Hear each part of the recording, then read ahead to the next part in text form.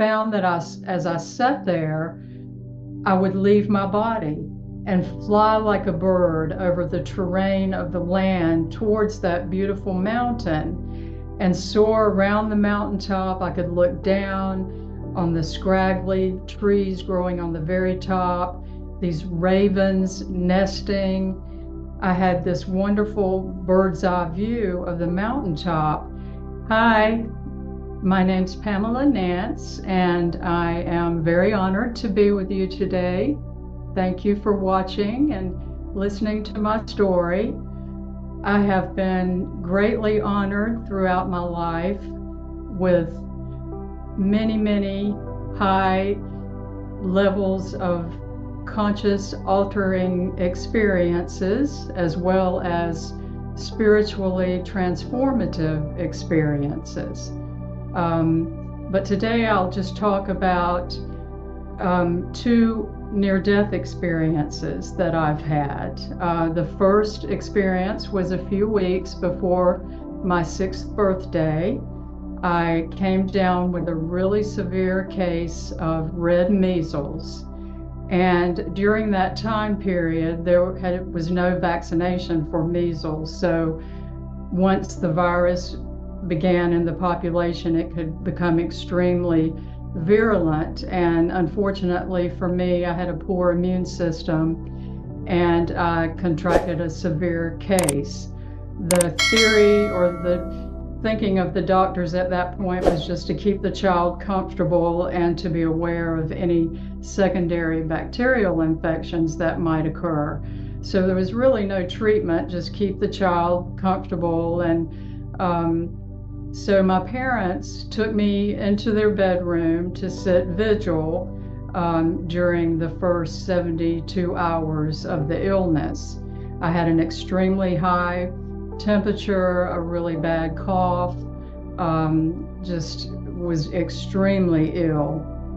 So they were pretty much with me around the clock trying to bring me comfort. And at one point in the illness, I became afraid. My grandmother had passed away about 6 months previous to this time, and we had been in her home with her when she passed.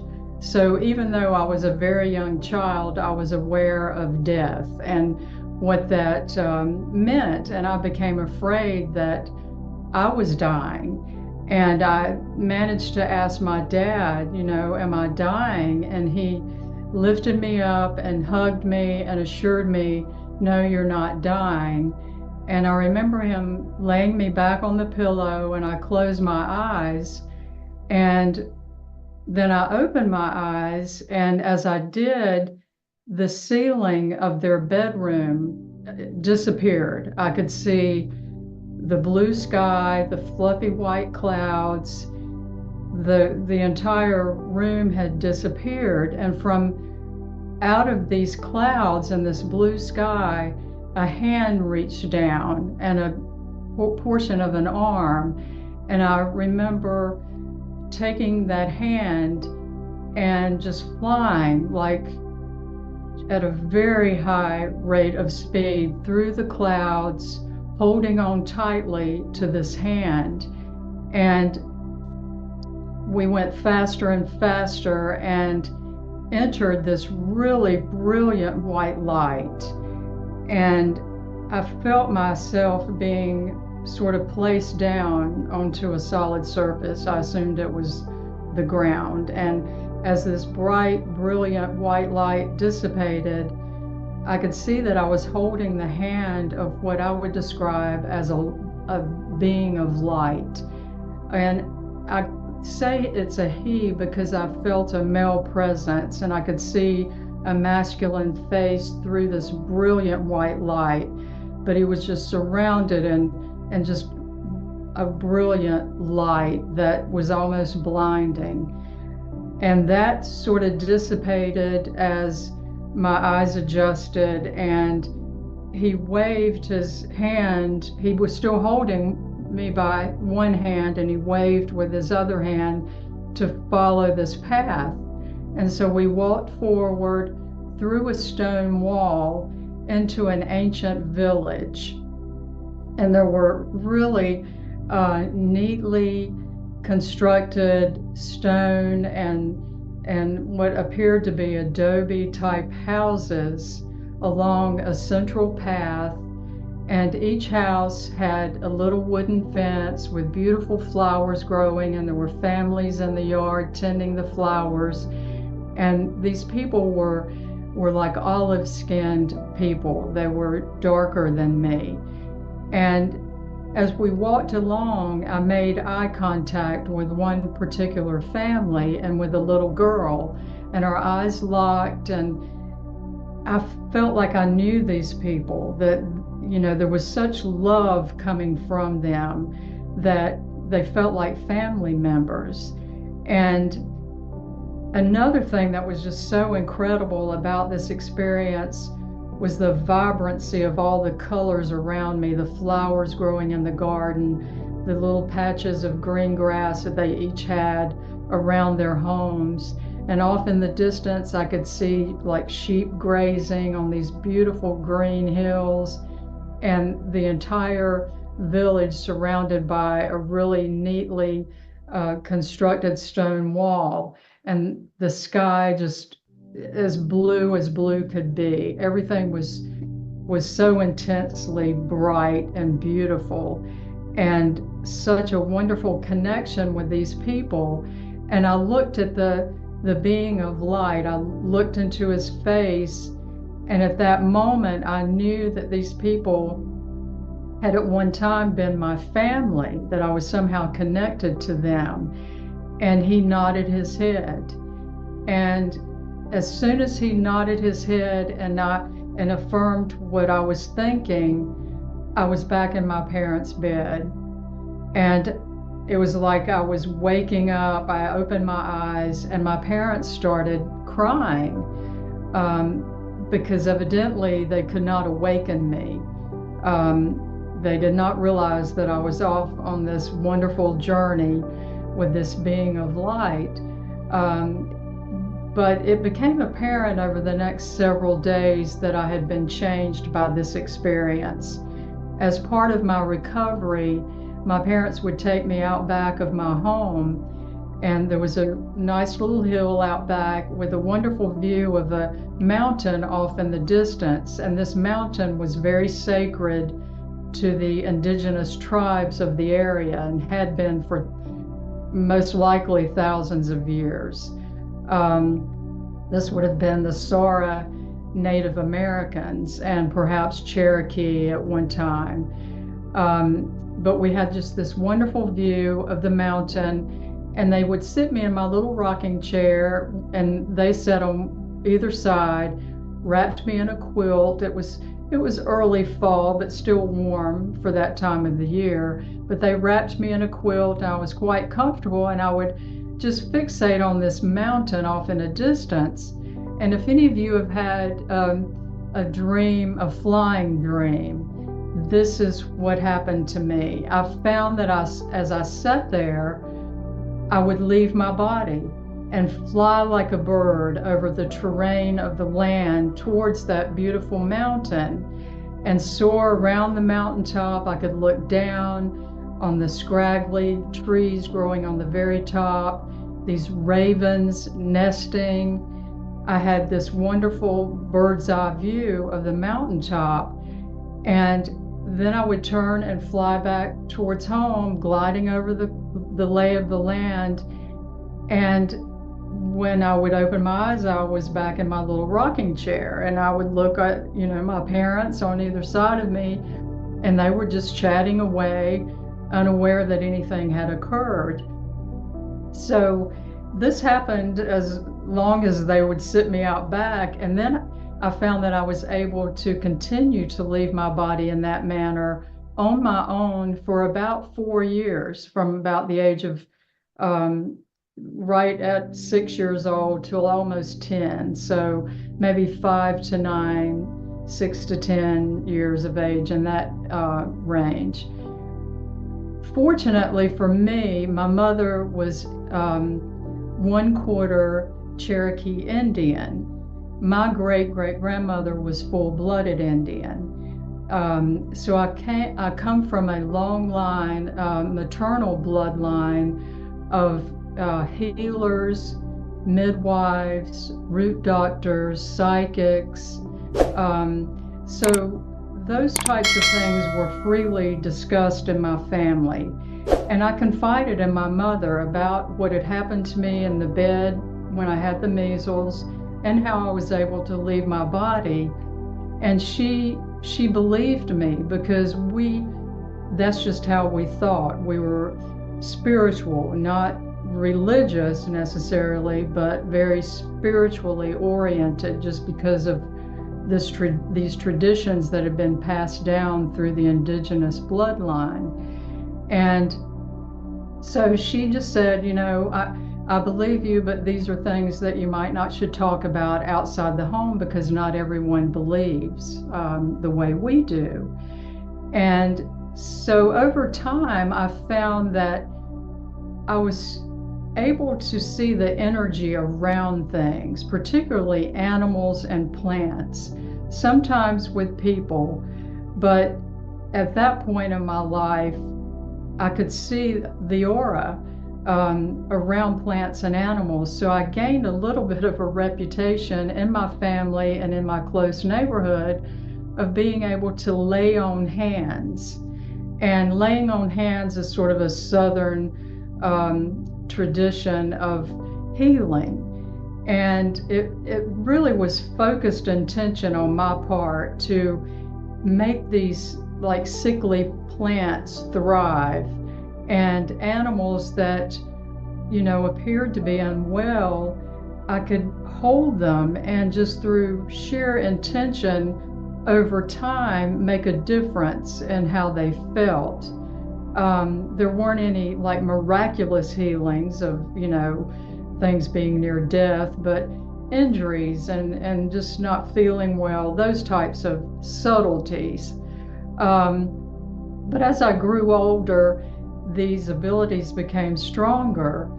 And the next catalyst in changing my consciousness occurred when I was a teenager and I had a tonsillectomy. And during that tonsillectomy, I had an out-of-body experience while I was actually in the recovery room. I sat up in my body, looked around. I could see all the machines, the monitor attached to me, the nurse taking notes next to me. I sat up in my body, got out of my body, walked around the table, walked around the room. And at that point, my mother and my sister and my sister-in-law and brother had been brought in. And they seemed to be upset. And my body was just lying there, but I'm up walking around. And it appeared my mom was praying and my sister was crying and my brother and sister-in-law were at the foot of the bed and they seemed upset. I wasn't upset. I was just like a little confounded about what might be happening to me at that point. And I thought, I need to get back in my body. And I really had to make myself get back into my body. I laid down, and when I came to, I was in my room, and everyone was so relieved. My family was standing over me, the doctor, the nurse was there. Evidently, they had had a difficult time waking me up from the anesthesia. And so that was another catalyst of change for me. And during that time period, it was the 70s, so it was kind of the beginning of the age of Aquarius and enlightenment. I had a really cool group of friends that I hung out with. And so I began studying numerology, astrology, the I Ching, palm reading. All of those things were of great interest to me because of the experiences that I'd had as a small child and as a teenager.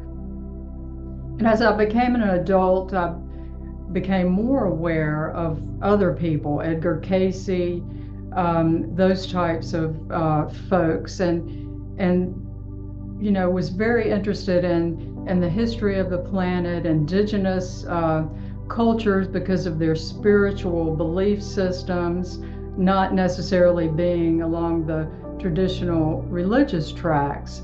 And so I gained graduate degrees in anthropology and archaeology, undergrad degrees in psychology and religion, just all in an effort to try to understand the world that I found myself in, this expanded consciousness.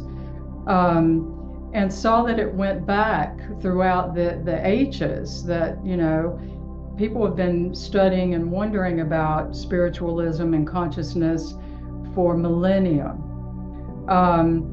So this was my pursuit. And during my period of undergraduate studies, I was nearing the end of my senior year, studying for final exams, very stressed out, working double shifts at a gourmet restaurant.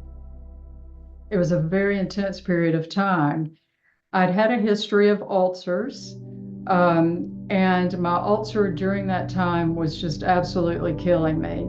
I'd had some medication, but had run out and had not gone back to the doctor. And so my ulcer was a little bit out of control, but I was working a dinner shift on a Friday night in extreme pain.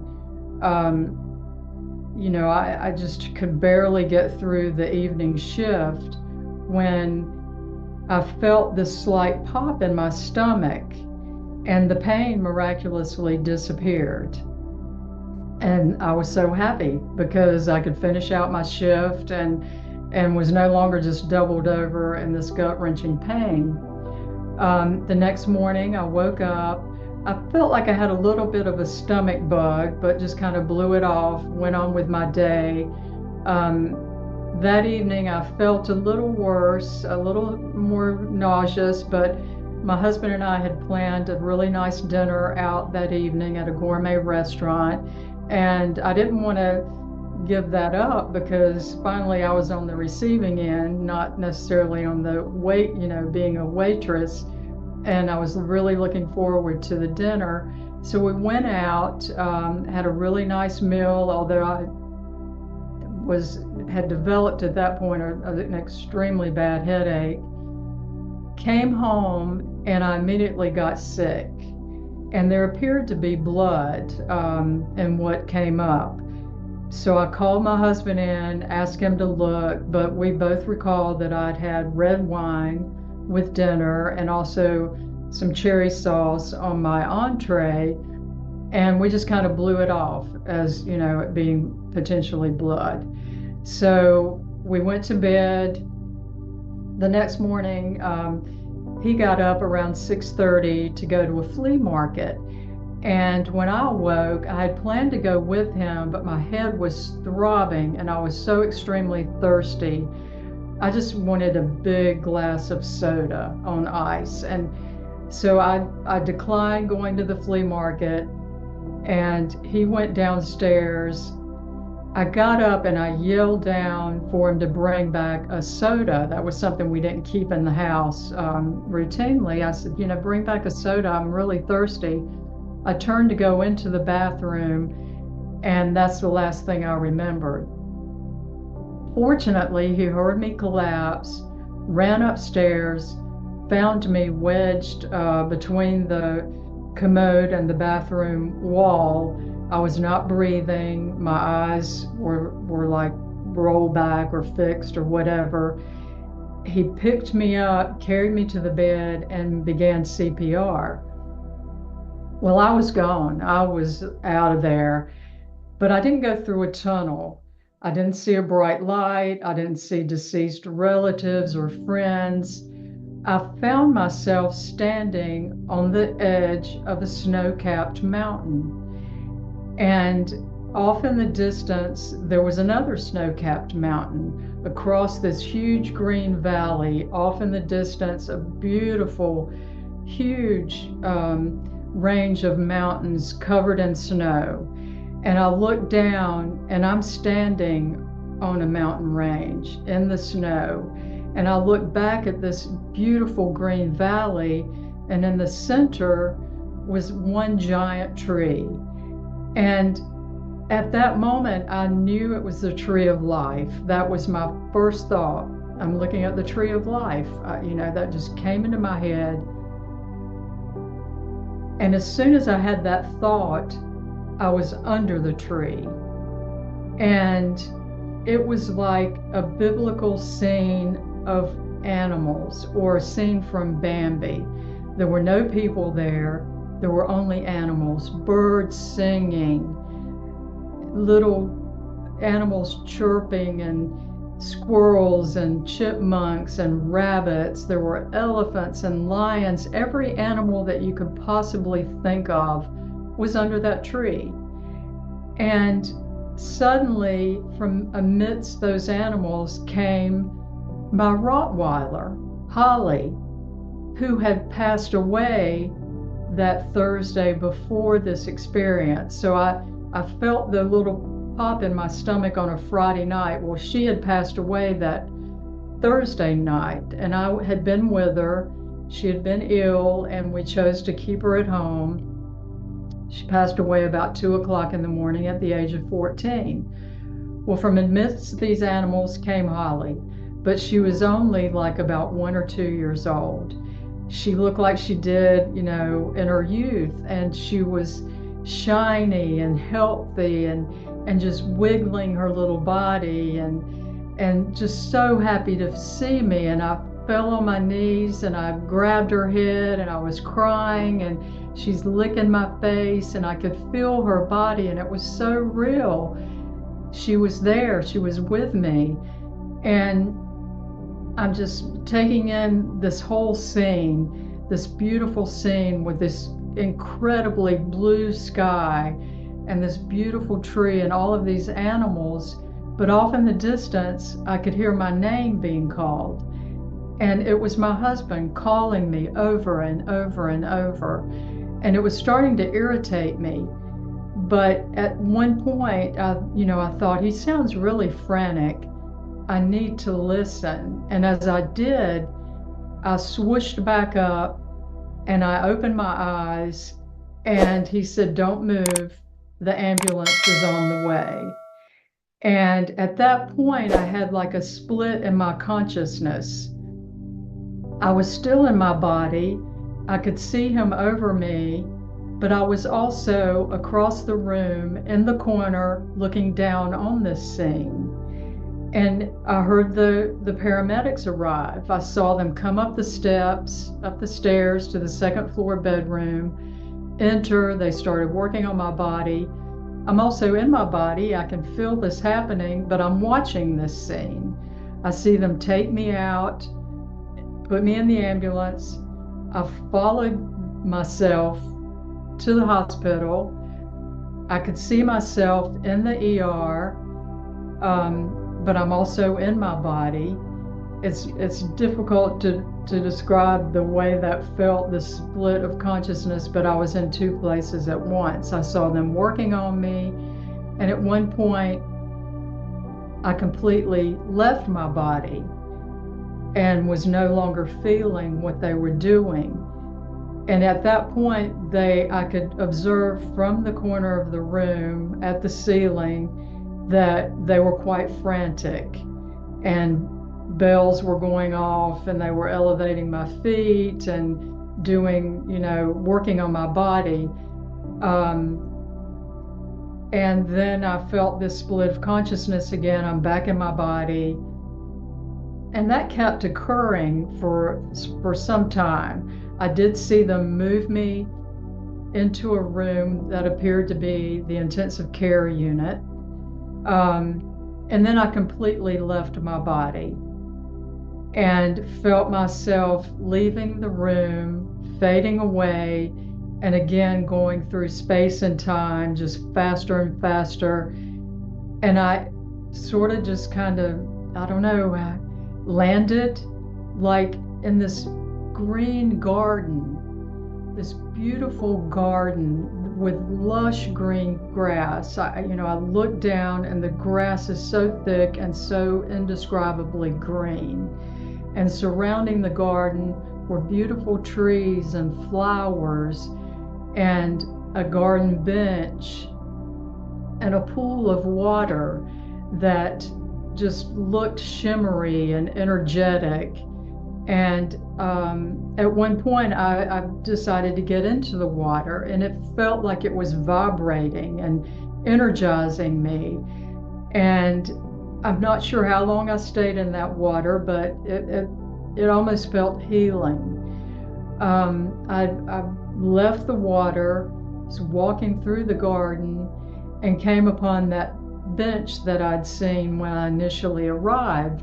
So I sat down, and up walks a Buddhist monk, just as you would imagine, a round face, smiling, the orange dress, the robe and the bare feet that you would imagine a monk to have, closely shorn hair, and he's smiling, and I felt such a connection with him. He sat down, and I knew at that point that he was my spirit guide.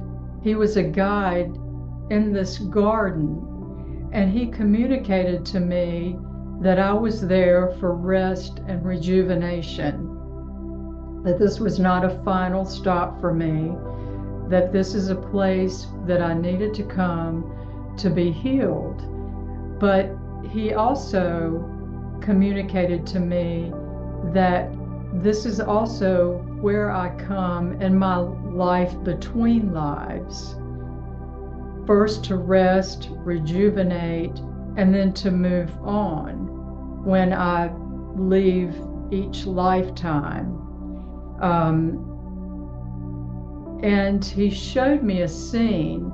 It's almost like the shimmery, I look out and it's shimmering, and then it sort of dissipates, and I see animals again. All of these animals in this lovely green pasture with trees, and much like the scene under that tree of life, but even more magnified.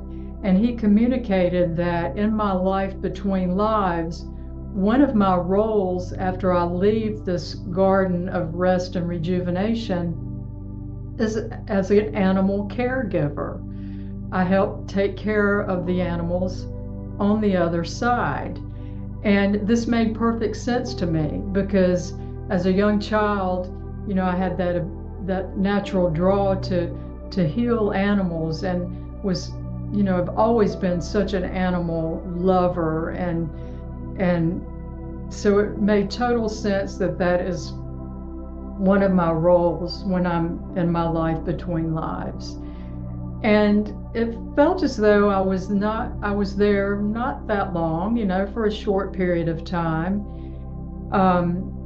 But that scene sort of dissipated, and we pulled back, and I looked at him again as I looked at that being of light as a 5-year-old, and he nodded his head, and I knew that it was time to return to my body. And I did. And so I awoke and subsequently found out that I'd been in ICU for 72 hours, having a blood transfusion. Things had been touch and go. I coded twice, and they had had a difficult time finding blood for me because I have an Rh negative blood, and that was a difficult blood type. But what had happened when I felt that pop, my ulcer had perforated. And so for about 36 hours, I was bleeding out. I lost over half my blood volume, and it took them some time to empty the contents of my stomach to get all that blood out and to find the bleeder. And they were able to laser that with an endoscopy surgery. But then it took time to transfuse me and to bring me back to consciousness. So during that 72-hour period, I was in the garden. I was with my spirit guide, and all of these things were happening to me. I was completely unaware of my surroundings in the hospital until I came back. After I left the hospital, I was changed. I was transformed mentally, spiritually, physiologically. It was difficult for my husband to get me from the car into the house because I could see the energy and the vibration and the life coming from all the plants in my yard. And I just kept marveling at these flowers and how beautiful they were, and asking my husband, can't you see the life? Can't you see the energy? They're vibrating and shimmering. And he was just wanting to get me inside and get me into bed. So over time, this benefit, I should say, from that experience continued. But there was also a downside. I was so energized that I could not turn a light on, a light switch or a lamp without blowing the light bulb. If I went to the grocery store and tried to take cans off the shelf, I was shocked. I could not grocery shop for like a year because it was too painful. That subsided over time, but seeing the energy and the aura around things did not. And so that put me on a path to pursue healing touch. I just felt like I needed to share this energy with other people. And fortunately, I was working at a medical center that recognized healing touch and their complementary and alternative medicine department, and offered that as a modality of healing to the patients. And so I studied at the medical center, achieved a level 4 healing touch practitioner certification, also became trained in shamanism, past life regression, and hypnotherapy, because that went along with the life between lives. I became very interested in those teachings.